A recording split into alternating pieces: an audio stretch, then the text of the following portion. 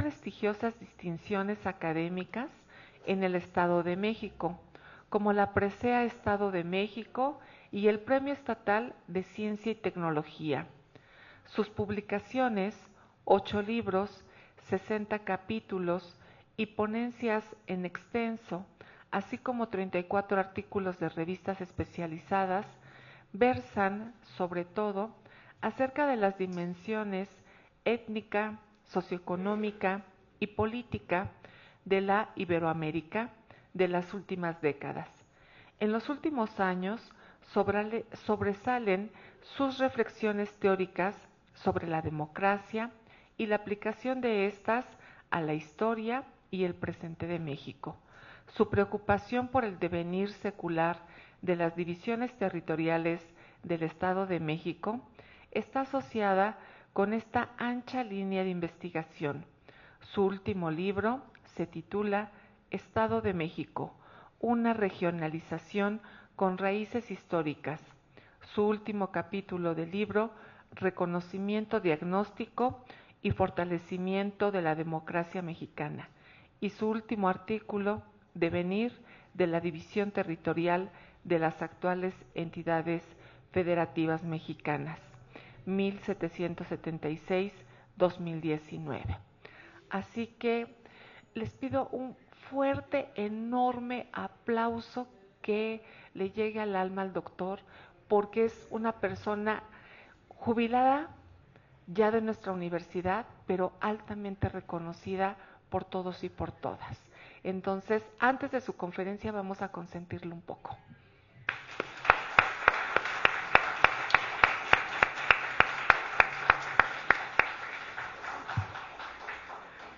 Muchas gracias, Doc, por aceptar estar con nosotros.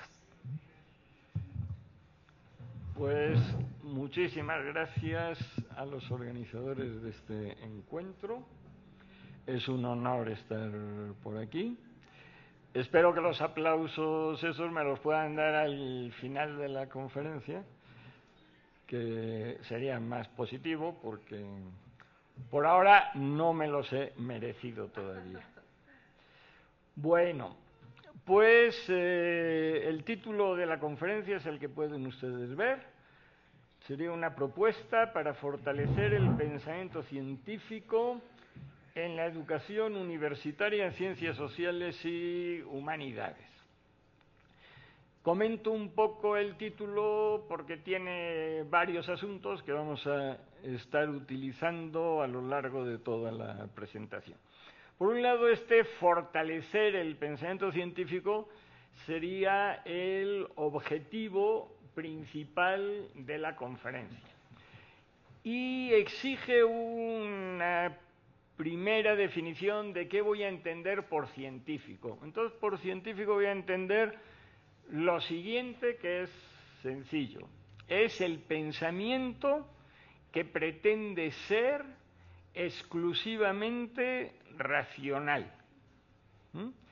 Y en este sentido, entonces, podemos aplicar el término científico pues tanto a las ciencias duras como a las ciencias blancas, las ciencias sociales y las humanidades, por supuesto, la filosofía, etcétera, ¿no? Entonces, de esto se trataría, este sería el objetivo de la conferencia, y entendiendo por científico lo que acabo de señalar. Pasamos a la siguiente, por favor. Aquí esta diapositiva, en total son pocas diapositivas, creo que son 7. Después del título esta es la primera, donde pues básicamente se señala el objetivo que ya he mencionado, una cuestión de antecedentes que creo que es importante, y después el enunciado de cuáles son las partes en las que se divide esta conferencia. El objetivo general es el que ya he mencionado, ¿no? Que sería fortalecer el pensamiento científico en los estudios universitarios, en ciencias sociales y humanidades. Los antecedentes creo que está bien como para ubicarnos esta cuestión. Y se me ocurrió poner como el antecedente más claro en 2004, que era el momento en el que estábamos creando el posgrado en Humanidades. Hasta entonces el posgrado en Humanidades era más fragmentado, etcétera, y ahí nos estábamos planteando un programa global de posgrado que es el que existe hoy. Y cuando nos planteábamos qué manera podríamos tener de seleccionar a los candidatos, surgía de repente estas tres cuestiones que están señaladas en la diapositiva, que en definitiva había cuestiones muy básicas, a partir de las cuales se puede desarrollar una enseñanza universitaria sin mayor problema, pero que cuando no se tiene sucede lo contrario, ¿no? Y eran estas que, en definitiva, saber leer, que significa, lógicamente, comprender lo que se lee, ¿no? Saber escribir y saber pensar. Comprender lo que uno lee y saber escribir no ameritan mayores complicaciones, aunque todos sabemos que estas dos habilidades básicas pues tampoco las tenemos tan fortalecidas como debiéramos, ¿no? Y sí hay serios problemas en esos dos asuntos. Pero el tercer elemento, saber pensar, sí es más complejo. ¿Qué entendemos por pensar? ¿Cómo fortalecemos ese pensar? Etcétera. Pues bien, esta conferencia trata sobre eso. ¿Qué entendemos por ese pensamiento?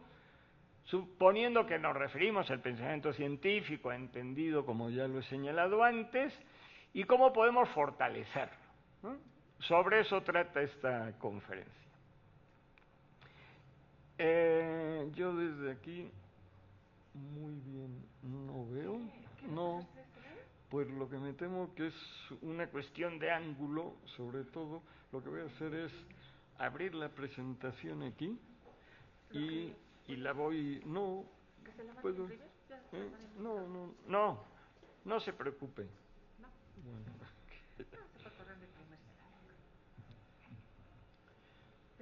Bueno, esta conferencia se divide en dos partes. Una sería el marco teórico y otra sería la que se refiere específicamente al pensamiento científico. La primera tiene el sentido de ubicar ese pensamiento científico en aquellas realidades a las que corresponde.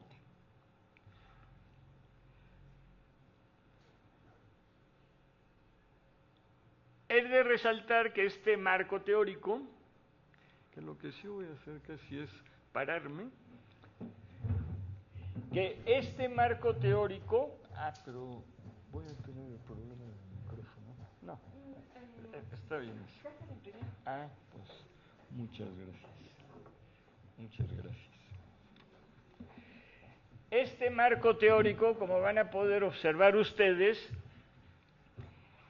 está en relación directa con el objetivo de la ponencia. Entonces, no se trata, como muchas veces sucede, de un marco teórico donde el ponente demuestra toda su sapiencia en una serie de cosas y se queda ahí en las nubes y los pobres que lo han escuchado dicen, bueno, ¿y ahora yo cómo bajo de las nubes?, ¿no? Aquí he pretendido lo contrario. No se mencionan autores, por ejemplo, que nos sirva específicamente para ubicar ese objetivo de la conferencia que ya he señalado. Y en ese sentido se divide en tres, este marco teórico, en tres partes, que tienen un orden de general a particular. La primera se refiere a la psiquis, a la psique, a la mente humana, que se divide en tres sistemas: el cognitivo, el instinto afectivo y la conciencia. y un pequeño apunte sobre la cultura, aunque lo vamos a dejar en esta conferencia un poco al margen. La siguiente diapositiva se corresponde con el siguiente tema, que es el sistema cognitivo, es decir, uno de los 3 sistemas de la mente, el que a nosotros nos interesa, nos enfocamos en él y lo desarrollamos un poco más. Ahí vamos a distinguir entre actividades y conocimiento. Y una última parte de este marco teórico que se refiere a 4 tipos de conocimiento, es decir, después de ver en qué consiste este sistema cognitivo, vamos a ver 4 modalidades del mismo. Uno, el científico, que es el que nos interesa hoy, predominantemente, pero también para señalar que no es el único. Ese tipo de conocimientos, el que nos interesa más en las universidades, etcétera, no es el único que tenemos en nuestra cabeza, que tenemos en nuestra mente. También tenemos uno que sería su opuesto. Incluso algunos podrían decir, bueno, es que ese ni siquiera es conocimiento. Prefiero ponerlo, porque por desgracia, si se quiere, buena parte de nuestro conocimiento forma parte de lo que podríamos denominar como conocimiento confuso, que sería lo opuesto totalmente al conocimiento científico. Y después el artístico y el religioso. Bueno, esas serían las 3 partes del marco teórico que, como ven, nos permite ubicarnos en nuestro tema, que es el pensamiento científico. Y con respecto a ese pensamiento científico, hay 2 diapositivas, 2 temas en él. Por un lado, los 3 requisitos exigibles al pensamiento científico. Sin alguno de estos requisitos no hay pensamiento científico, entonces son requisitos en el sentido duro de la palabra, son exigencias, condiciones necesarias, sin las cuales, repito, no hay pensamiento científico. Habría pensamiento confuso, que es muy frecuente. Cuando veamos todo esto, pues veremos que junto con lo que podamos tener de pensamiento científico en nuestras lindas cabecitas, unas con más pelo que otras, y unas más bellas que otras, definitivamente, pues no solo es pensamiento científico, ¿no? Tenemos mucho de pensamiento confuso. Y la última diapositiva, que es sobre las operaciones mentales, a través de las cuales fortalecemos ese pensamiento científico. El pensamiento científico no es algo que tengamos en la cabeza, ni que genéticamente nos venga dado, es algo que tenemos que construir. Y como todo lo que construimos, lo tenemos que construir cotidianamente. Un señor toca bien el piano, un señor o una señora, lógicamente, pues porque le dedica muchas horas. Y por más aptitudes que tenga para tocar piano, pues si no le dedica muchas horas, pues nunca tocará bien el piano. Entonces, esta cuestión del pensamiento científico es lo mismo. Muchas veces nos vamos con este asunto de que, pero uno es muy inteligente, una persona, o es poco inteligente. Cada día tengo eso menos claro, no me interesa, por otro lado. Lo que sí me interesa es cuando las personas ejercitan su pensamiento. Ahí sí. Esa es la cuestión fundamental, el ejercicio del pensamiento científico. No que yo sea más o menos brillante por nacimiento ni nada por el estilo. Y vamos a ver después que este ejercicio del pensamiento científico, pues por desgracia no es tan cotidiano como debería de ser, ¿no? Bien, visto este panorama general, comenzamos con lo primero, que sería esta diapositiva que están ustedes viendo, por fortuna para ustedes, con un ángulo mejor que el mío, donde los reflejos También tengo que decir que eso se debe al ángulo y a que mi visión no es especialmente de águila, ¿no? Bien, entonces hay dos ámbitos humanos relacionados con el pensamiento científico. Uno sería la psiquis, la mente, la psique, lo pueden llamar como prefieran, el campo psíquico, etcétera, que es eso que produce nuestro cerebro, básicamente, y que nos permite pensar, ¿no? No solo produce pensamiento científico, pero el pensamiento científico sale de ahí, ¿no? Y es lo que a nosotros nos va a interesar más, esta parte individual del conocimiento, porque el objetivo de la ponencia es cómo fortalecemos esa cuestión individual. Pero sí hay que decir también que el conocimiento y el pensamiento científico no solo está alojado en nuestros cerebros personales, individuales, sino también en eso que podemos llamar cultura, que es el conjunto del conocimiento de determinadas colectividades, ¿no? Que por otra parte nos nutre la psiquis personal en muy buena medida. Sobre esto vamos a hablar después un poco más. Bien, según algunos planteamientos, porque uno diría, oye, y eso de la mente, la psiquis y no sé qué, habría muchas teorías de qué se compone la psiquis, y parece que no hay tantas. Está la famosa, por ejemplo, de Freud, del yo, el superyo, y ¿verdad?, que no nos sirve de mucho. Elegí esta, que me pareció clara y importante para lo que nos traemos entre manos. Y según este planteamiento, la psiquis, nuestra mente, se divide en tres grandes funciones, tres grandes sistemas, tres grandes aparatos. El aparato cognitivo, el aparato instinto-afectivo y el aparato de la conciencia. El que más nos va a interesar es el aparato cognitivo, pero por enmarcarlo, pues bien está un par de pinceladas sobre estos dos otros aparatos y contrastarlo con el cognitivo. El cognitivo, sí hay que decirlo, de los tres aparatos que conforman nuestra mente, es el más complejo. Es el que los seres humanos hemos desarrollado más, con diferencia. Y su meta podríamos decir que es, por un lado, la representación de la realidad.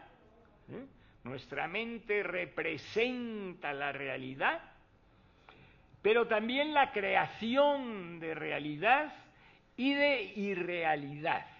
Es decir, nuestra mente no solamente representa la realidad no humana que tenemos delante, sino que también crea realidades nuevas, incluso físicas, como es el transporte, las vías de comunicación, todo lo que nos rodea es creación humana. Y por otra parte también genera irrealidades. Irrealidades entendiendo por tales lo sobrenatural, ¿no?, que no formaría parte de la realidad, por lo menos de la realidad científica, es decir, de la realidad que procura atenerse a lo estrictamente racional. Esta sería la meta de este aparato cognitivo. Y sus unidades funcionales serían las ideas. Esta es una cuestión que cuando la asimilé me pareció muy reveladora. Nuestro aparato cognitivo está compuesto de ideas. Sus elementos básicos y únicos serían las ideas. Ideas que podemos en principio dividir en dos, las simples y las complejas. Las simples serían aquellas que nos remiten directamente a un determinado componente de la realidad. Silla, mesa,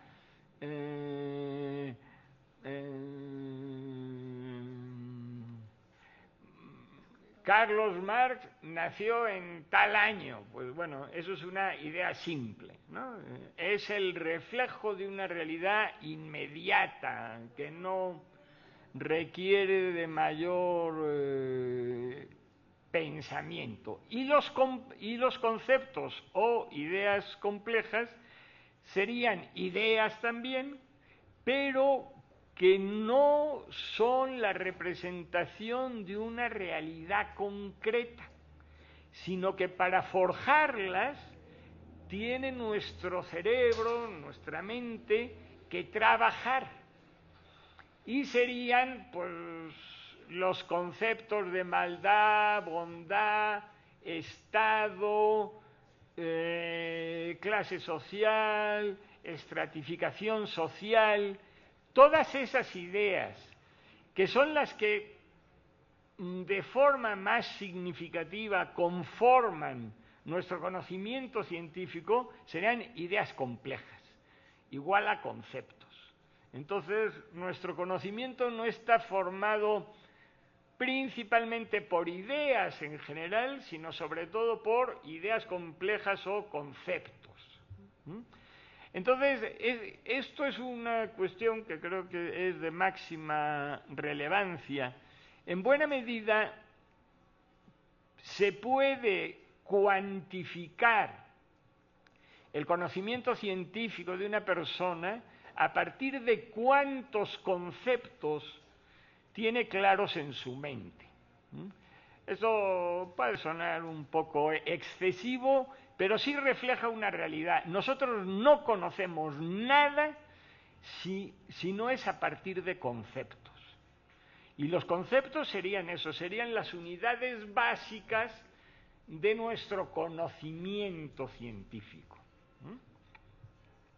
Bien, esto con una primera aproximación con respecto al aparato cognitivo. El segundo aparato de nuestra mente sería el instinto afectivo, que tiene a su vez, bueno, su meta sería iniciar y orientar la conducta. El primero se queda más dentro del terreno de las ideas, este es más conductual, es lo que nos incita a actuar, y tendría dos componentes, el de los instintos y el afectivo. Y el afectivo, a su vez, dividido en emociones y sentimientos, básicamente a partir de la duración de esos afectos.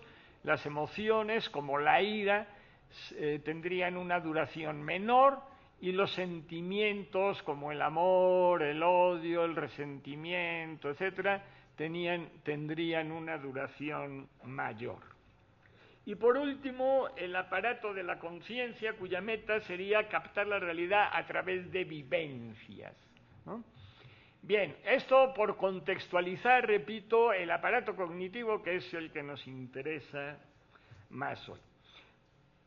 Con respecto a la cultura, un par de palabras. La cultura en principio es colectiva, en contraposición a la mente, que sería individual, y sería causa y consecuencia de la psiquis individual. ¿En qué sentido? En definitiva, todo conocimiento que hay dentro de la cultura, del mundo, de nuestra colectividad, de nuestra ciudad, etcétera, es la condensación de las aportaciones individuales. La cultura, todo ese gran engranaje de conocimiento que es la cultura, en definitiva, se ha constituido a partir de las aportaciones de las mentes de personas concretas, generación tras generación, por supuesto.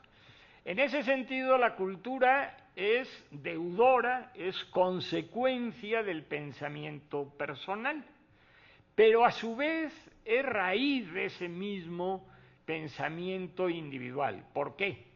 Porque la gran mayoría de lo que nosotros conocemos nos viene de la cultura. Nuestra lengua proviene de la cultura, y nuestra religión, y nuestro sistema de valores, y nuestro conocimiento de la literatura, y todo nos viene de la cultura. A través primero de nuestros padres, después de la escuela, de los amigos, etcétera, etcétera. Entonces, existe esa relación de ida y vuelta entre la mente individual y la cultura colectiva. Ni qué decir tiene que la cultura, en tanto que, ¿cómo podemos definir la cultura? Sería aquello creado por el ser humano. Y muy frecuentemente en antropología se suele dividir en dos grandes conjuntos: el inmaterial, que en ocasiones se llama espiritual, la cultura espiritual, y el material.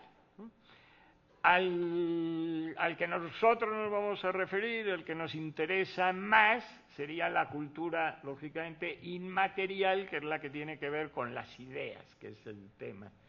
Pero la cultura material es fundamental también dentro de las creaciones del ser humano, que dicho sea de paso, pues en principio la cultura material surge de la inmaterial, ¿no? O sea, para hacer un arado, pues previamente alguien tuvo que imaginar una serie de cuestiones. O una coa, o cualquier instrumento de cultura material. Pues bien, pasamos a la siguiente diapositiva, por favor. Y en esta ya nos concentramos en el aparato cognitivo. Y lo he dividido en dos conjuntos. Por un lado, las actividades y por otro lado, el conocimiento. Vamos con las actividades. Dicho sea de forma sintética, ahora lo diré también. En definitiva, el conocimiento, que es ese conjunto de ideas que tenemos, individuales o colectivas, provienen de las actividades. Y el gran desafío de cómo fomentar el pensamiento científico es cómo fomentar estas actividades del aparato cognitivo. ¿Sí? Estas actividades las sintetizo en tres. Cuando vi clara la distinción entre las dos primeras, me causó una emoción grande, porque pues no lo había yo pensado así, de esa forma tan clara, y cuando lo vi claro, que fue a partir de la lectura de un determinado autor, digo, no hombre, qué cosa tan sencilla, y yo ya tan grande, y que no haya yo caído nunca en esto, ¿no?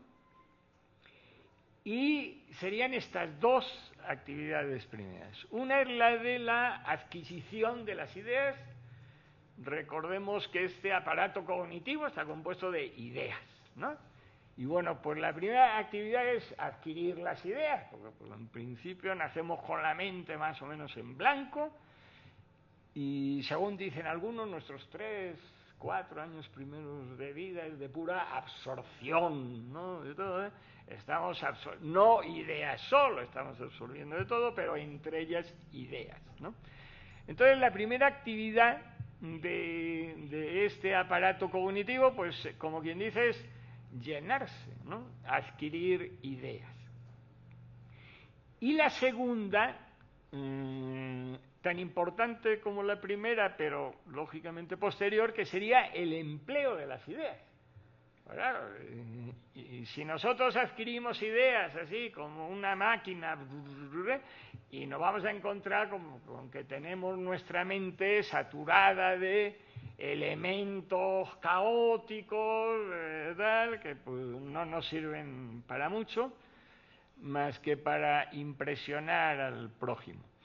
No sé si han pensado ustedes, yo en esos días que uno tiene divertido y medio surrealista, de decir, oye, y pesimista, ¿no? ¿Y en qué consiste la educación del máximo nivel universitario? Dice, pues, ¿cómo puede hablar uno durante mucho tiempo con palabras que no entiende el común de los mortales y sin decir nada? ¿No? Pues bueno, las ideas tenemos que tenerlas ordenadas, ¿no? Porque sí creo que parte de nuestra función como académicos y como estudiantes y como todo, no es demostrar a otros lo mucho que sabemos para que no se enteren de nada, ¿no? Sino todo lo contrario, ¿eh? Apoyar a los otros para que sepan un poco más. Esto lo hemos visto todos, ¿no? Los que les gusta decir, por ejemplo, no, qué bruto es, dice aiga, ¿no? ¿Y qué más da? ¿Tiene las ideas claras o no? Pues que diga aiga, pues no le veo yo cuál es el problema, ¿no? Pero luego eso, como lo que hemos aprendido son 4 tonterías, ¿verdad? Que no se debe decir aiga, ay, qué bueno. Y ya soy muy culto. Pues no, deberíamos de demostrar nuestro conocimiento racional y tal con ideas claras, sencillas, claramente transmitibles, sin impresionar a nadie y procurando servir de algo. Bien, entonces este manejo de las ideas es clave y a él nos vamos a referir después, ¿no? Que por lo pronto sería ordenarlas, ¿no? Manejo de ideas adquiridas, relacionándolas y agrupándolas. Aquí vamos a ver toda una serie de cosas que son muy sencillas, ¿eh? No se descubre el hilo negro, pero sí vamos a ver también que esas cuestiones, a pesar de ser sencillas, no las ponemos en práctica con mucha frecuencia. Y entonces, para dejar de tener un caos en la cabeza, pues lo primero que tendríamos que hacer es ordenar, ¿no? Una palabrita muy sencilla, ¿verdad? Ordenar. Así como ordeno el ropero, pues ordeno mis ideas. Porque si las ideas no las tengo ordenadas, pues eso no se puede llamar conocimiento científico. Y por último, creación de ideas. La investigación, en definitiva, sería un discurso, sería un texto normalmente escrito, que tiene que cumplir con los requisitos racionales, si no, pues no, pero tiene que aportar algo, ¿no? Y esta cuestión del pensamiento científico se trata de representar cosas, ordenarlas, aclararlas en la cabeza, y si se puede, ¿no? En algunos casos, pero dentro de la cuestión universitaria, pues es un asunto importante también, aportar de nuestra cabecita, ¿no?, a esa cultura de la que hemos adquirido tantas cosas, aportar algo nuevo. Si lo conseguimos, pues hombre, pues es una cuestión laudable y reconocible. Y para eso también pues está este aparato cognitivo. Entonces, estas serían las 3 actividades básicas: adquirir ideas, manejarlas, ordenarlas y tal, y si se puede, y eso siempre surge de manejar ideas, crear algo, porque nadie crea las cosas desde la nada, ¿no? Sino que uno dice, hombre, y estas 2 ideas que yo tenía sueltas, y si las junto, no, pues qué bonito es esto, no sé qué tal. Porque dicho sea de paso, el aparato cognitivo es una fuente de placer. Y una de los objetivos de la educación no universitaria, sino en general, sería fomentar, intentar que el fortalecimiento del pensar no sea algo doloroso, ¿eh?, sino todo lo contrario, placentero, no, porque pensar es muy agradable. Claro, si uno no, esto me lo tengo que aprender de memoria y me lo tengo que leer 10 veces y no sé qué, no, pues eso es sufriente, ¿no? Eso es sufrimiento. Pues si yo me pongo a relacionar ideas, hombre, pues qué bonito, ¿no? Si no conseguimos eso, pues rara vez pensaremos, porque pues nuestro cuerpo está hecho para admitir el placer, ¿no?, y rehuir el dolor. Entonces, pues, claro, cuando al niño se le dice, no, y ahora usted tiene que leer eso 10 veces porque se portó mal, pues claro, el niño cuanto menos lea, porque ya se lo hemos asociado con el sufrimiento. Entonces, introducir el placer en el pensar me parece bien importante. No significa que pues, desconozcamos los otros placeres de la vida, ¿no? Los griegos, por ejemplo, pues eran unos genios en conjugar los distintos placeres, en banquetes donde se bebía, se discutía racionalmente, etcétera, ¿no? Bien, el otro gran componente del aparato cognitivo sería el conocimiento. El conocimiento, en definitiva, es el resultado de la actividad de pensar. Y el conocimiento, de la misma forma que las actividades del pensar son individuales, la cultura no piensa así por sí misma, sino que los que pensamos somos las personas, ¿no? Pero el conocimiento es el resultado del pensar, el resultado de la actividad, ¿no? Y eso, por lo tanto, lo podemos ver en la persona y lo podemos ver en las colectividades, ¿no? Entonces podemos hablar de conocimiento individual y de conocimiento colectivo. Los dos son resultados de las actividades individuales mencionadas. El colectivo es la condensación del individual a través de generaciones y la principal fuente del conocimiento individual. Esto ya lo hemos visto antes y no insisto más sobre ello. El individual también es fruto del pensar propio, es decir, nuestro conocimiento, nuestro conjunto de ideas, nos viene de lo que hemos adquirido, de la cultura colectiva, pero a eso se suma lo que nuestra mente creó también, ¿no?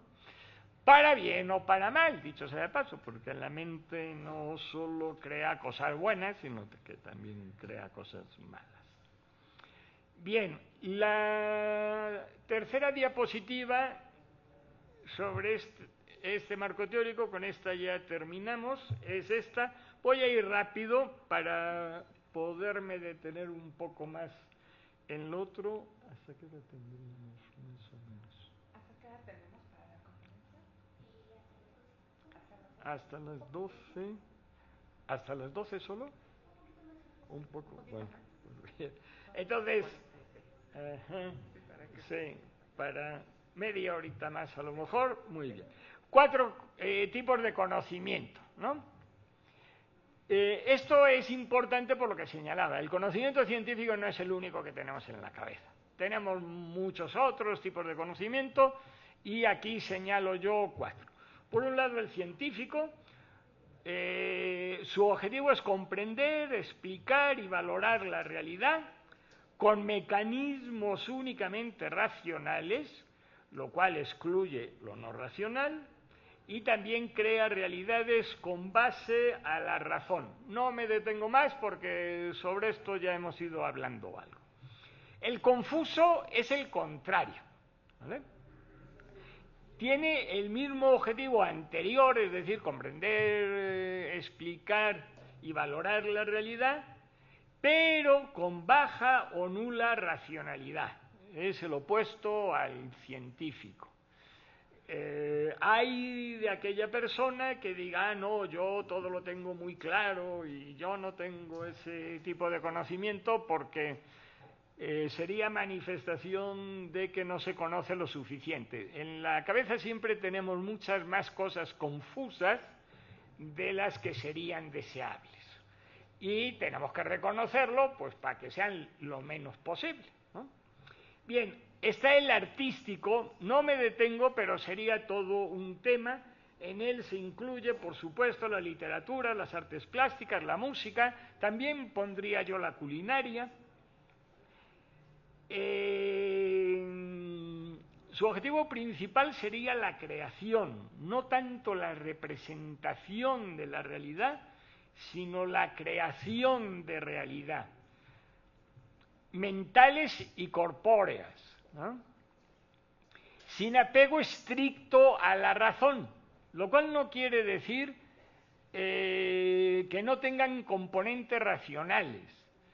Y el componente racional de la música es enorme, pero enorme. cómo juntar las notas, eso son cuestiones racionales, científicas. La primera se lleva con la tercera y con la quinta. Y si yo hago un acorde donde en lugar de primera, tercera, quinta pongo primera, segunda, cuarta, eso suena fatal, ¿no? Entonces, el componente racional de la música es impresionante, de la literatura, de las artes plásticas, ¿no? ¿Cómo va uno a construir una catedral sin ciencia? Pues se le cae, ¿verdad? Entonces, no existe esa polaridad, esa disyuntiva entre pensamiento científico y Confucio, sí, esos son opuestos. Entre pensamiento racional y artístico no hay una relación de exclusión, ¿eh? Pero el conocimiento artístico no pretende básicamente representar la realidad, sino que su función principal sería crear realidad. Cuidadito también. Cuando uno estudia el arte, sí tiene que apegarse a la razón. El creador no. El estudioso sí. Luego encontramos muchos estudiosos que quieren hacerle la competencia al artista, ¿no? No. El estudioso, cuanto más se concentre en la razón, para razonar lo irracional. Ajá, bien. Y un último tipo de conocimiento, el religioso. Puede compartir el objetivo del conocimiento científico, comprender, explicar y valorar la realidad, pero su grado de racionalidad es menor y las entidades sobrenaturales tienen un papel central. Y las entidades sobrenaturales en sí mismas estarían fuera del campo de la razón. Y con esto, cuidado, esto no significa que todas las religiones... Primero, esto no significa que la religión sea opuesta a la razón. Muchas religiones pueden contener razón, independientemente de que al creer en seres naturales, ahí la razón ya no participa.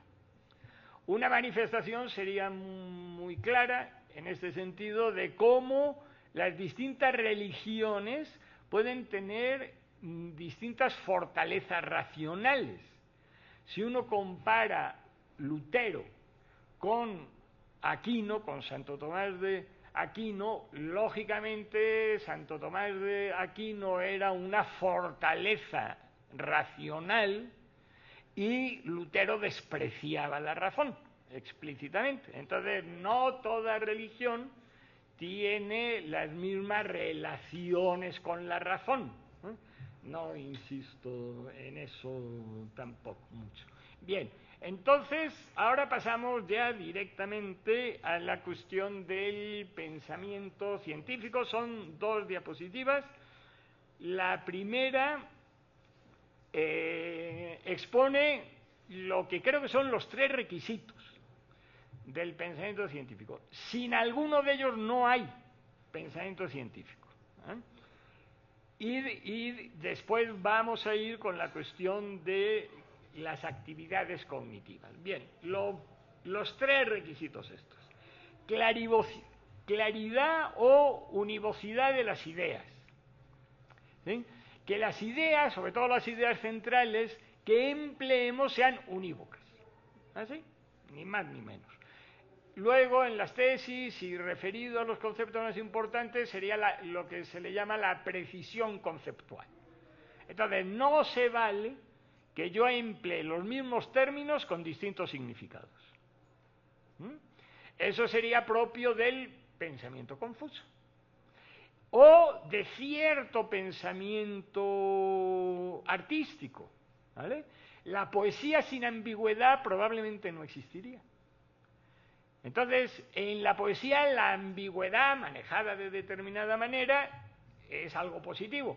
En el pensamiento científico no. Es opuesto al pensamiento científico.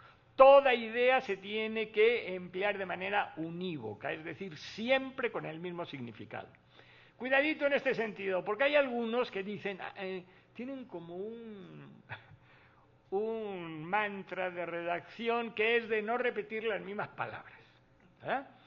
Y entonces se ponen a buscar sinónimos. Y es un horror eso al final, porque los supuestos sinónimos no son sinónimos y entonces ambigüedad completa. Repetir la misma palabra 50 veces en la misma hoja no tiene ningún problema. Ningún problema. Lo que sí tiene problema es ser ambiguo.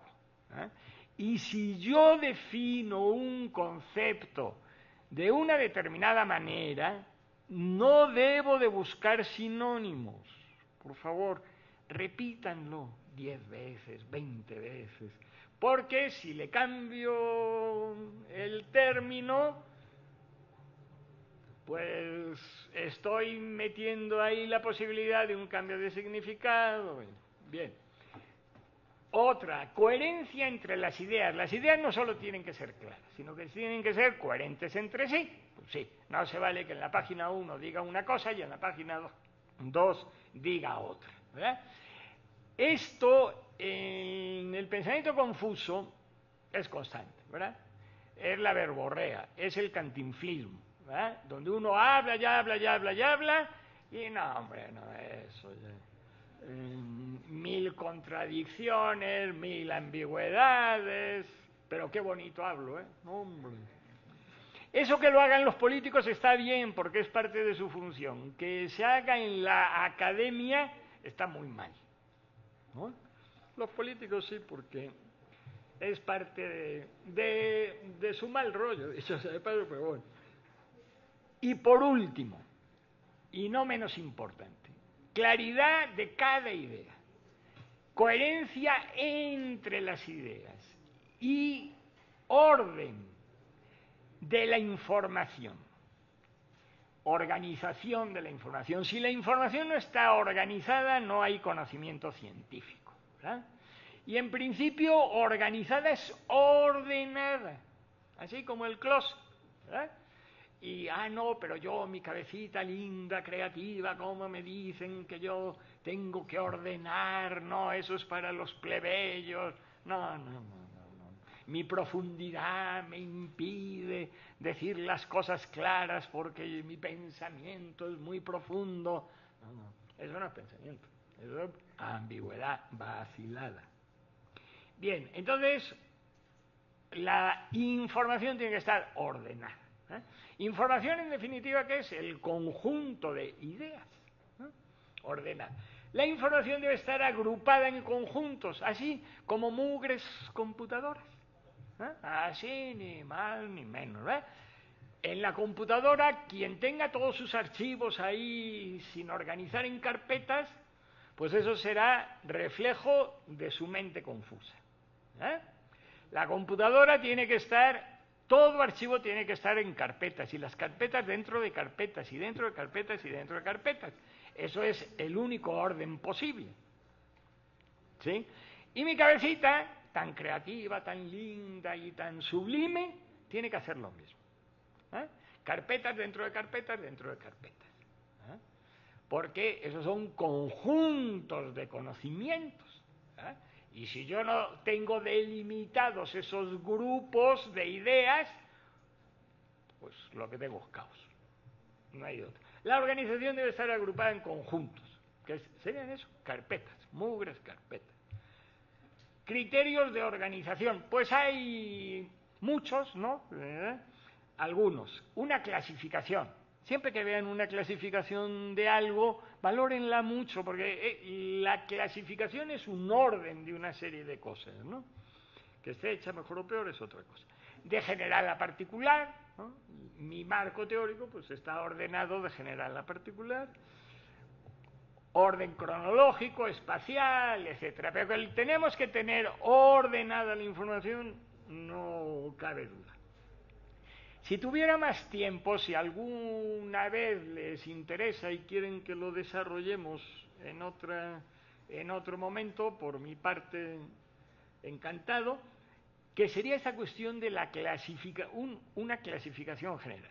Nosotros, además de ser especialistas en algo, somos ciudadanos que leemos el periódico y toda una serie de cosas, y es bueno entonces que tengamos una clasificación general de la realidad que nos permita ordenar nuestro conocimiento general de la realidad. No hay tiempo para desarrollar eso hoy, me pongo a su disposición por si quieren otro día, pero esto sería bien interesante, porque lo mismo que tenemos que ordenar, repito, los conocimientos de nuestra especialidad, también los conocimientos generales, ¿no? Ahí se plantean, pues, 4 grandes grupos. En historia es frecuente que se haga de esta manera, que sería economía, política, sociedad y cultura, ¿no? Y ver dentro de cada uno de esos ámbitos su subdivisión. Esto es una maravilla. Cuando uno se ha apropiado de esto, es decir, cuando uno ha conseguido que una cuestión de estas forme parte de su cabeza, es genial porque además de que tiene dónde meter la información, ya saben que todo orden posibilita 2 cosas: dónde meto la información y de dónde la saco. Claro, si previamente no la metí en el sitio tal, no la voy a encontrar nunca. Pues bueno, pero una clasificación general es muy buena también porque me permite ver que sé más de lo que sé. Un ejemplo solo. Si uno de los aspectos de la realidad sería el económico, muy bien. ¿Y cómo divido al económico? Pues como lo hacen los economistas, ¿no? Que son 3 sectores, el primario, el secundario y el terciario, al cual podemos añadir el sector externo, importaciones, exportaciones.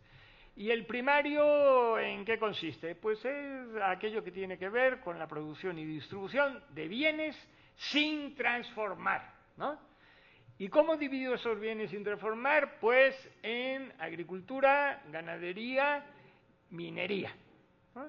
Bueno, y cuando me preguntan a lo mejor, oiga, ¿y usted qué sabe de la cultura mesoamericana, ¿no? Si uno tiene una clasificación de estas en la cabeza, va a ver que sabe una serie de cosas que al tenerlas caóticamente puestas en la cabeza no sabe ni que las tiene. Entonces, pues vamos a ver. Porque claro, si nos preguntan cualquier cosa de esas, yo primero tendría que decir, a ver qué sé de la economía mesoamericana, de la política mesoamericana, de la cultura mesoamericana, de la sociedad mesoamericana. Y entonces voy viendo que sí sé más cosas de las que pensaba. Y del sector primario. Pues que ganadería casi no tenían. Pues yo no sabía que sabía eso. Hasta que me pregunté, oye, ¿y la ganadería en Mesoamérica qué onda? Pues como que no mucho, ¿no? Y agricultura, pues fíjate que sí sé, que cultivaban el maíz y la calabaza y el chile, ¿no? Bueno, entonces, tener este instrumento de conocimiento general en la cabeza es bien importante. Ahí lo dejo. Estos requisitos se deben de aplicar a cualquier ideología o teoría, ¿vale? Esto no es cuestión de ideología, de que, y yo es que mi teoría, bueno, hombre, yo sé que hay teorías, ¿no?, que reniegan de este tipo de cosas, que cada quien actúe en consecuencia, yo ya lo hago, ¿no? Yo, las teorías que no se apeguen a esto, para mí no son científicas. Pero en principio valdría para todas las teorías e ideologías que se reclaman racionales, etc. Bueno, pero un apunte aquí que creo que sí es bien importante: distinguir claridad de verdad. Entonces, no son lo mismo. Yo puedo decir, yo tengo un pelo espeso y frondoso. ¿Eso es una idea clara? Clarísima. ¿Es verdad? No, una mentira absoluta, ¿no? Bueno, entonces, verdad no tiene que ver con claridad. La claridad es solo decir las cosas de manera unívoca. Oye, ¿y entonces cuál es la relación entre claridad y verdad? La siguiente. Con la claridad se puede discutir, con la confusión ni siquiera se puede discutir. Frente a un choro mareador de esos que uno no sabe ni qué significa ni nada, ¿yo qué voy a discutir? pero si no sabe ni lo que dice. Ahora, frente a una cuestión expresada con claridad, sí. Yo puedo decir, oye, estos 3 requisitos, que son 3, no son 4, no son 2, no son 3, y son estos. Yo no estoy de acuerdo, porque yo pondría un cuarto. Ah, vale. O yo no estoy de acuerdo en que la claridad sea lo que tú dices que es claridad. Perfecto, vamos a discutir, porque está expresado claramente. Cuando no se expresan las cosas con claridad, ni siquiera hay discusión. Porque uno tendría que decir, frente a una frase confusa, que es ambigua, yo tendría que decir para discutirla, si aquí entendemos A, te diré tal cosa. Pero si aquí entendemos B, pues te diré esta otra cosa. Y así sucesivamente. No. La claridad posibilita la discusión racional y por lo tanto el avance del conocimiento. Otro comentario. Estos 3 requisitos son de aplicación constante en la enseñanza, en el aprendizaje, en las exposiciones orales, en los textos escritos propios y ajenos, etc. Para hacer nuestros trabajos semestrales, para cuando les llegue el momento dictaminar, ¿verdad? Si alguien tiene que dictaminar una tesis, una publicación, ¿no? Ahora me llegó una que no cumple con esto, rechazado. Así, sencillito, ¿no? Y si yo escribo un trabajo semestral donde no cumplo con estos requisitos, pues debería ser reprobado. Entonces, esto es constante. Y para una tesis, para un trabajo, no es cuestión desde mi punto de vista, yo todo lo que digo es desde mi punto de vista, lógicamente, ¿no? Entonces yo cuando dictamino una tesis, yo no me voy jamás con los contenidos, con si yo estoy de acuerdo con las afirmaciones, no me importa que yo esté de acuerdo. La cuestión es esto, son los 3 requisitos. Eso está bien dicho, eso está puesto con claridad. Que yo no concuerdo con eso, me vale gorro. Está bien argumentado, está claro, eso es lo único que a mí, como dictaminador, me interesa. Bien, y otra pequeña cuestión, aquí otro pequeño comentario. Sin una redacción relativamente correcta es muy difícil seguir estos requisitos. Entonces, aquí sí hay una clara vinculación entre el pensamiento, entre la actividad de mi mente y mi capacidad para expresarme por escrito. Porque si yo no escribo mínimamente bien, estas cuestiones se me van a hacer dificilísimas, ¿no? ¿Esto qué significa? Que una de las tareas básicas, y lo comentábamos al principio, ¿no? Eso de saber escribir. Pues saber escribir, luego llegó una de estas ideas maravillosas, ¿no? Como tantas otras, que no se podía tener una materia en un determinado plan de estudios si esos contenidos ya se habían dado antes, ¿no? Entonces, no, pues muy bonito, ¿no? Entonces, ¿y saben qué? Que en la universidad ya no puede haber ninguna materia ni parte de materia que enseñe ortografía ni nada, porque eso ustedes ya lo dieron. Oiga, pero mi constatación es de que bien no lo sabe ninguno. Vale, gorro, eso ya lo vieron, ¿no? Así nos va, ¿vale? Entonces, escribir bien, correctamente. ¿Qué es correcta? Claro y coherente. Pero, y si yo no he desarrollado suficientemente esa capacidad de escritura, pues está en chino, ¿no? Bien, y la última diapositiva. Con esta también me podría yo estar un par de horitas tranquilamente, pero no se preocupen. Soy consciente de que ustedes ya están hartos. No, esta diapositiva sí ameritaría una hora, ¿no? pero pues son 15 minutos más o menos lo que tenemos. Entonces, esto se trata de las actividades cognitivas, esas que tenemos que desarrollar nosotros para aprender a pensar, para fortalecer nuestra capacidad de pensar. Y las he agrupado, una vez más, pues las cosas agrupadas pues son más claras, etc. Bien, un primer conjunto. Este primer conjunto es el que se suele atender más, ¿vale? Que serían describir, explicar y valorar determinados aspectos de la realidad. Entonces, pues en buena medida la enseñanza universitaria y de cualquier otro nivel consiste en eso, ¿no? En describir cosas, explicar cosas, en el sentido de explicar, de decir por qué sucedieron esas cosas, valorarlas en su caso, no siempre, pero frecuentemente sí, es decir, si me parecen bien, mal o regular, y ver sus consecuencias. Esas son las actividades mentales, las operaciones mentales más frecuentadas. ¿Bien? Conviene de todas formas decir que para hacer estas cuestiones que podríamos decir relativamente sencillas, tenemos que apegarnos, como en todos los otros casos, a los requisitos anteriores. Lo de describir es una maravilla. Cuando alguien dice, no, pero eso es una pura descripción, pues sí.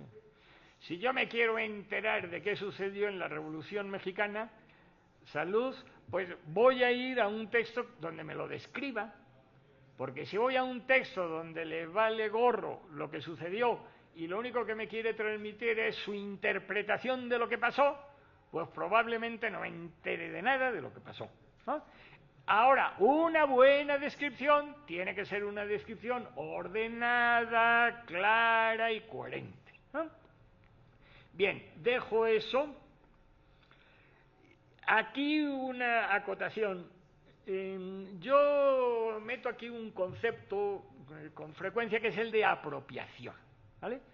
Entonces, nuestra adquisición del conocimiento debe de ser por apropiación. Apropiación que significa que yo haga mío eso que estoy adquiriendo. Este concepto es absolutamente básico. Entonces, si yo adquiero las ideas a partir de repetirlas 1000 veces para que se me queden ahí grabadas en la memoria, es un desastre, porque no sirve para nada. A los 15 días se me ha olvidado todo. Entonces, la única forma de que se me queden de manera más permanente las ideas en la cabeza es cuando yo me apropio de ellas. ¿Cómo me apropio? También fácil, poniendo ejemplos. Ahora vamos a ver eso un poco con la apropiación de los conceptos, ¿vale? Entonces, cuando yo pongo ejemplos, pienso sobre ello, yo no tengo que repetir nada 10 veces. Yo tengo que concentrarme en una idea y absorberla, hacerla mía, poniendo ejemplos y todas estas cosas. Si lo hago así, servirá de algo. Si me lo aprendo yo ahí. ¿Y quiénes son los literatos del siglo XIX en Alemania? Pum, ya, vale. Sí. Y dentro de 15 días, pues ¿quiénes son? Pues, ¿a quién le importa? Bien, primer grupo de actividades cognitivas es un segundo grupo que está compuesto por 1, 2, 3, 4, los 5 elementos siguientes, que es el de comparar, clasificar, definir conceptos, apropiarse de conceptos y conceptualizar. Todas esas actividades cognitivas podrían ir dentro de un mismo grupo, porque todas comparten la cuestión de la comparación. Y sí se podría decir que sin comparación no hay conocimiento, así también, tan facilito como eso. Esa frase que toda comparación es mala, o como va el dicho, o toda comparación es odiosa, ¿no? Hay un dicho por ahí, que bueno, referido a ciertos asuntos se comprende y hasta se puede avalar, pero referido al conocimiento científico no. Si no hay comparación, no hay conocimiento científico, tan sencillo como eso. ¿Comparar qué es? Pues comparar es algo muy sencillo, señalar diferencias y semejanzas entre dos cosas, ni más ni menos. Para lo cual uno tiene que distinguir por los tres elementos de toda comparación. Por un lado, toda comparación tiene que definir cuál es el conjunto de los elementos que voy a comparar, para decir cuáles son similares y diferentes, aplicarles un criterio. Este es el elemento básico de la comparación, ¿vale? El criterio. Y a partir de que aplico a esos componentes de la realidad este criterio, me salen los tipos de. Es decir, entre las personas, tengo el conjunto de personas que somos nosotros y les aplico el criterio de la altura, y vamos a quedar divididos pues entre los más altos, los menos altos y los intermedios, ¿no? Pues, así es. ¿Cuál es el rollo al final de las comparaciones? Pues que uno no compare bien y compare peras con manzanas, lo cual significa que uno el criterio no lo definió suficientemente bien, y entonces pues en lugar de tipos bien definidos me sale un desastre, ¿no? Tiene su rollo, y una vez más pensar sobre esto, ponerse 1000 ejemplos. No, aquí todos los que hemos hecho comparaciones pues hemos visto, ¿no? Que aquí lo que yo pensé que era un criterio definido, al aplicarlo veo que no, que en definitiva ese criterio engloba dos criterios y tengo que establecer los dos criterios para que la cosa salga clara. Entonces, el pensar todas estas cosas es absolutamente fundamental. Clasificar. Dividir en clases excluyentes un aspecto de la realidad con base en ¿qué? En la comparación. Es decir, en diferencias y similitudes. Eso, toda clasificación es así, desde el reino animal hasta los regímenes políticos y lo que ustedes quieran, una clasificación va a ser eso siempre. Siguiente elemento. En todo esto me encantaría tener tiempo para ir poniendo ejemplos que permitiera ver esto con más claridad. La siguiente cuestión, definir conceptos. Y alguien puede decir, bueno, ¿y qué tiene que ver eso con la comparación? Pues si yo tomo el significado de definición que dio Aristóteles hace 3 o 4 años, pues lo podemos ver con claridad. Entonces, Aristóteles decía que para definir algo uno tiene que señalar el género o la categoría, o como le quieran llamar ustedes, a lo que pertenece lo definido, y después señalar las características de lo definido, ¿no? Entonces, el ejemplo de siempre, el hombre es un animal racional. Animal nos indica el género en el sentido de categoría al que pertenece el hombre, que es el de los animales, y racional nos indica la característica que distingue al hombre del resto de los animales, ¿no? Yo estoy de acuerdo con eso, pero con una pequeña salvedad. Yo no me ceñiría exclusivamente a las características que son exclusivas de lo definido, sino que añadiría también otras posibles características que serían fundamentales de lo definido, pero no exclusivas. Bueno, ¿esto qué tiene que ver con la clasificación? Todo. Porque al establecer yo la categoría de lo definido, estoy metiendo mi concepto en una clasificación. Me gustaría ampliar esto, pero no hay tiempo. Pero sí ven la conexión. Si yo digo el hombre es un animal racional, pues yo estoy diciendo que el hombre pertenece al género de los animales dentro de una clasificación de los seres vivos, ¿verdad? Que se distinguen entre los animales y los vegetales, y los animales entre insectos, mamíferos, bueno, pues ahí estoy poniendo yo. Si defino de esa manera, si defino de otras maneras, pues eso no se cumple. Se me ocurren algunos ejemplos medio divertidos, pero el tiempo no lo permite. Bueno, apropiarse de conceptos. Pues apropiarse de conceptos, por supuesto, implica definir los conceptos, pero después que yo los haga mío.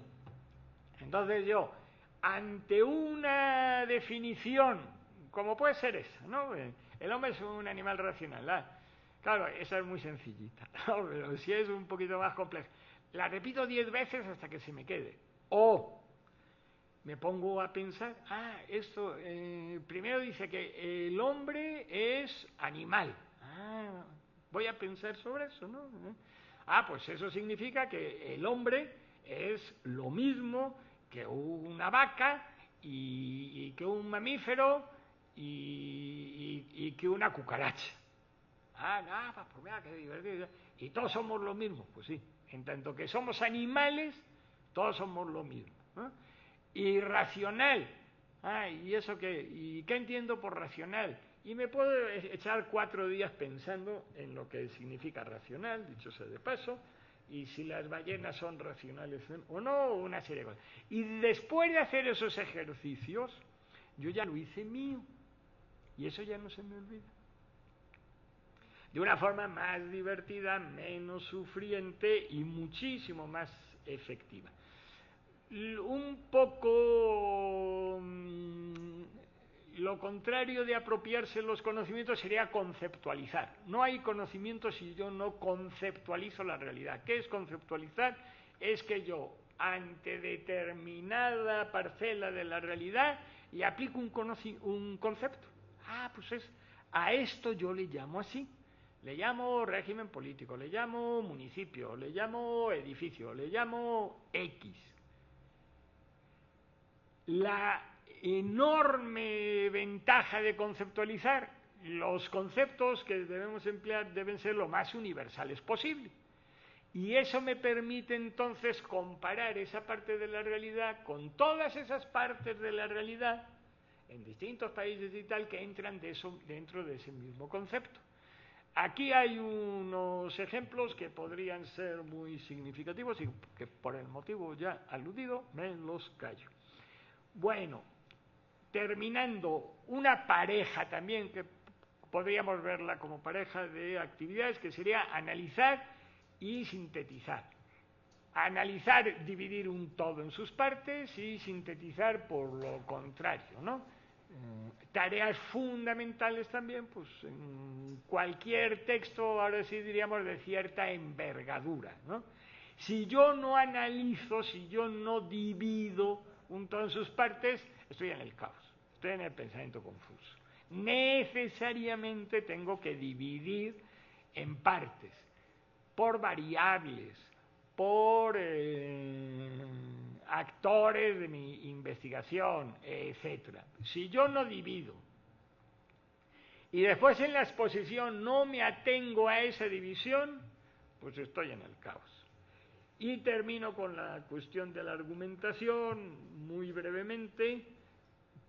Es tan fundamental como lo siguiente: toda afirmación relevante de lo que uno escriba debe de ser argumentada, es decir, debe de señalarse los motivos, los hechos, tal, que avalan mi afirmación.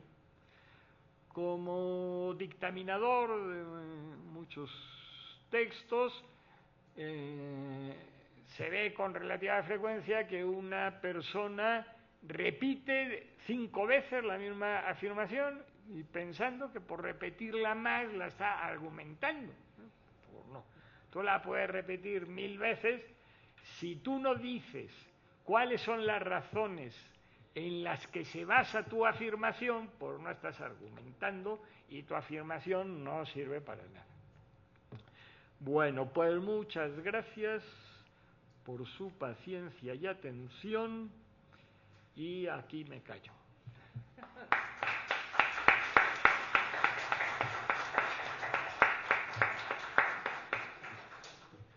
Gracias, doctor. Agradecemos al doctor Francisco Lizcano de estar con nosotros y a mí me hubiera encantado que muchos de mis estudiantes que llegan a quiero hacer una tesis, me decía una chica, quiero hacer una tesis, ya leí mucho y ya me puse a escribir. Y yo me quería morir, ¿no? Porque le digo, ok, pero justo lo que nos decía el doctor, ¿ya clasificaste? ¿Ya organizaste? ¿Tienes claro hacia dónde vamos? ¿Qué quieres hacer? ¿No? No, y además quiero que usted me asesore. No, es como la locura. Entonces, creo que muchas cosas que hacemos dentro de la universidad no las pensamos. Simplemente nos lanzamos y las hacemos y pensamos que ya están bien.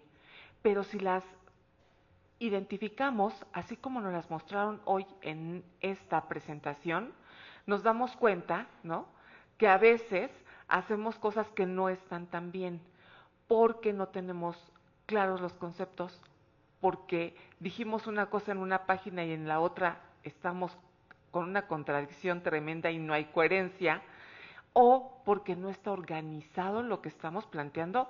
Déjense en la tesis, en el trabajo parcial de la materia fulana de tal. Y entonces entramos en muchos rollos. Y la parte final, en donde vemos por qué es tan importante que sepamos analizar bien, sintetizar bien, argumentar bien, es la tarea de todos los días de un estudiante. Y yo me atrevería a decir que no solo universitario, doctor, más abajo y también más arriba, ¿no? Porque todos los días a los docentes nos sucede lo mismo. Entonces, creo que es sentar las bases para, si sabemos en dónde estamos, saber hacia dónde caminamos y no caminar por caminar. Entonces, le agradecemos muchísimo, doctor. No sé si hubiera tiempo de una sola pregunta. ¿Sí? Ok. Una pregunta. ¿Alguien? ¿Comentario? ¿No? Sí, adelante. Claro.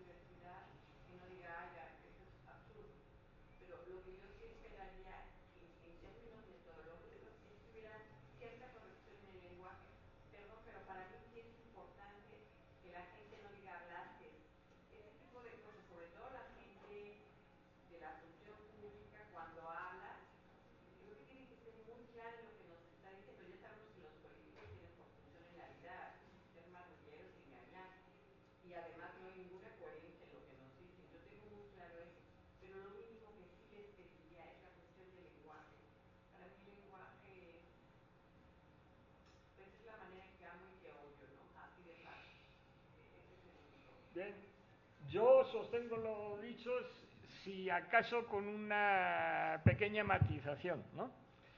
Sostengo lo dicho en el asunto de que yo sí pondría los requisitos por encima de las expresiones correctas, ¿no? En segundo lugar, pondría las expresiones correctas, no tengo ningún inconveniente. Pero valoro muchísimo más la claridad, la coherencia y la organización de la información que decir aiga. Entonces, que si además de ser coherente y tal, dice haya, pues qué bueno, ¿no? Ahí lo que pasa es que esto que yo pienso forma parte de algo que va más allá de las aulas universitarias, ¿no? Y que tiene que ver incluso con lo siguiente. Yo sí estoy convencido que a lo largo de la historia el conocimiento racional científico, de la forma que yo lo he señalado antes, no es en absoluto exclusivo de la instrucción oficial y formal. Entonces, que ha habido muchos analfabetos a lo largo de la historia de la humanidad, con este tipo de conocimientos, ¿vale?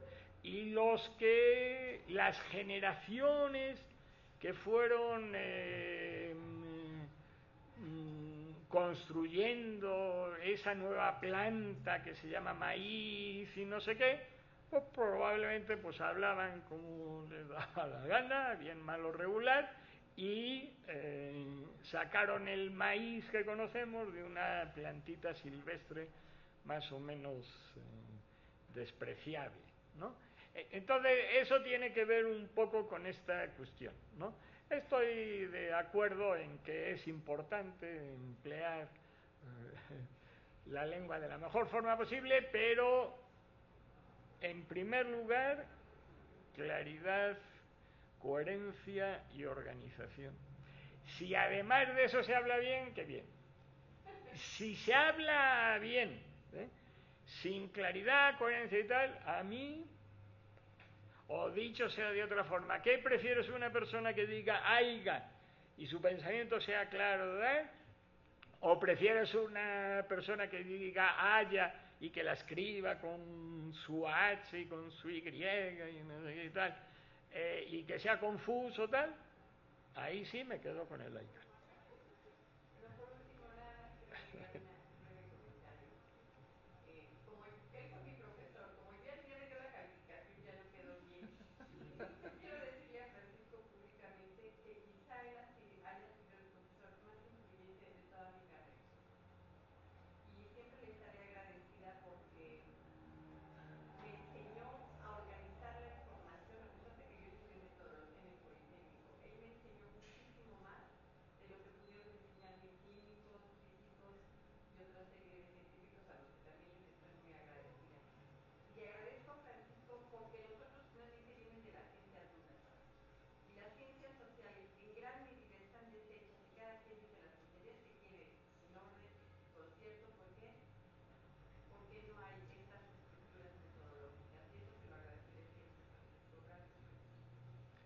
Muchas gracias.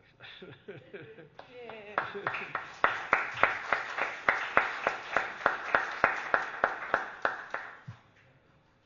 Pues llegó la hora de... Eso es lo que significaría que lo que les he contado hoy no es puro choro, ¿no? Sino que procuro ponerlo en práctica.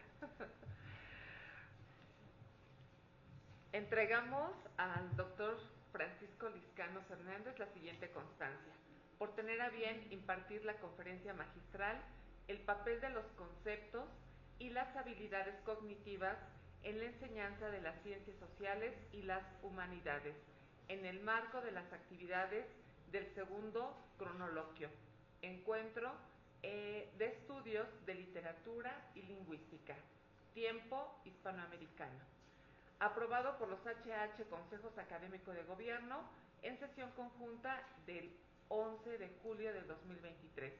Toluca de Lerdo, 15 de noviembre de 2023. Patria, ciencia y trabajo. Doc. Muchas gracias. No, muchas gracias. Se las pongo aquí en su folder. Pues muchas gracias. No, te agradecemos muchísimo por compartirnos ya sabes. este trabajo. No, yo siempre... Que ha desarrollado a lo largo de la vida. Además. No, y que la verdad que sigo con ello, como son temas que me interesan. Claro. Pues muchas gracias. Al contrario, Doc. Y dejamos a los organizadores. Pues sí, sí, no, que ya nos extendimos. ¿Se quiere llevar su agua, Doc? Pues la dejamos ahí para los siguientes.